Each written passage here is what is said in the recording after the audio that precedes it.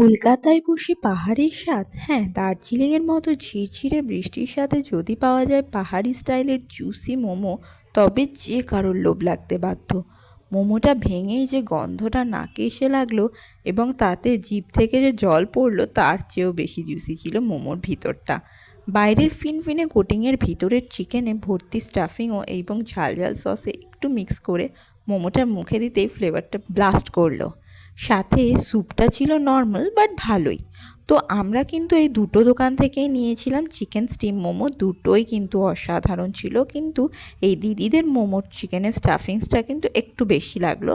সুতরাং সামান্য ডিফারেন্স থাকলেও দিদিদেরটা কিন্তু বেশি ভালো লাগলো আমাদের। লোকেশন হলো যাদবপুর 8B বাস স্টপের একদম পাশে। ভিডিওটা ভালো লাগলে লাইক কমেন্ট শেয়ার করতে ভুলো না, আর চ্যানেলটা অনেক করে শেয়ার করো যাতে আমাদের 500 সাবস্ক্রাইবার্স কমপ্লিট করতে পারি।